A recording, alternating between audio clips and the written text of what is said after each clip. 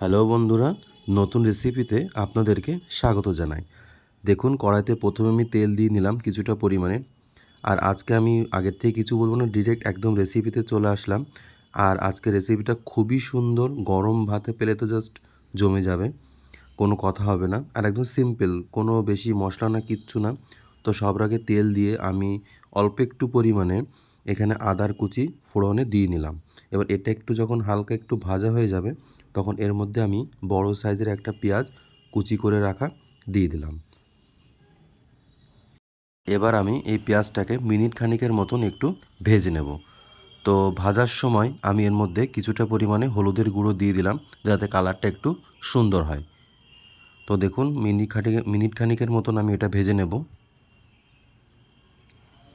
মোটামুটি আমার ভাজা হয়ে গেছে। তো এবার আমি দুটো বড় রসুনের কোয়া ভালো করে কুচিয়ে এবার এর মধ্যে আমি দিয়ে আবার একটু ভেজে নেব। আর এখানে এই রেসিপিতে রসুনের ফ্লেভারটা খুব সুন্দর লাগে। তো দেখো এবার আমি কাঁচা লঙ্কা কুচি দিয়ে দিয়েছি। তোমরা চাইলে যদি কাঁচা লঙ্কা স্কিপ করতে চাও তাহলে শুকনো লঙ্কা বেটে দিতে পারো।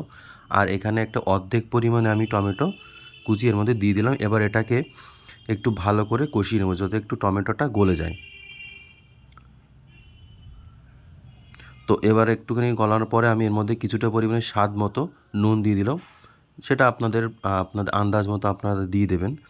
এবার দেখুন এখানে এটা হচ্ছে সয়াবিন। সয়াবিনটাকে আমি আগের থেকে ভালো করে সেদ্ধ করে হাত দিয়ে কুচিয়ে নিয়েছি।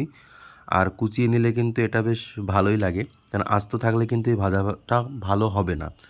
তো সুন্দর করে আমি কুচিয়ে নিয়েছি। কুচিয়ে নিয়ে এবার এটাকে এই মশলার সাথে খুব ভালো করে কিছুক্ষণ একটু ভেজে নেব। আর এটা বেশিক্ষণ সময় লাগে না, এই 4 থেকে 5 মিনিটের মধ্যেই হলেই কমপ্লিট হয়ে যাবে। আর খুব সুন্দর লাগে খেতে। আশা করি তোমরা বাড়িতে অবশ্যই বানাবে, বানিয়ে খেয়ে কেমন লাগলো আমাকে অবশ্যই জানাবে। আর খুবই ভালো লাগবে। তো দেখো মোটামুটি ভাজা হয়ে গেছে। এবার আমি এই সয়াবিন তো একটু হালকা কয়েক দানা চিনি না দিলে হয়তো ভালো লাগবে না। তোমরা তোমরা চাইলে চিনিটা স্কিপ করতে পারো, কিন্তু চিনিটা দিলে হয়তো একটু স্বাদের ব্যালেন্সটা আসবে আর খেতে ভালো লাগবে। দেখো ভাজা কিন্তু আমার একদম কমপ্লিট, ঝরঝরা হয়ে গেছে। আর খুব সুন্দর একটা স্মেল আসছিলো এখান থেকে। তো এটা গরম ভাতের সাথে মেখে খেতে খুব সুন্দর লাগবে। তো দেখা হচ্ছে পরের কোনো ভিডিওতে। আর যদি ভিডিওটা ভালো লেগে থাকে তাহলে লাইক, কমেন্ট, শেয়ার ও সাবস্ক্রাইব করে পাশে থাকবে। আর পাশে থাকা বেল আইকনটি অবশ্যই ক্লিক করে দেবে,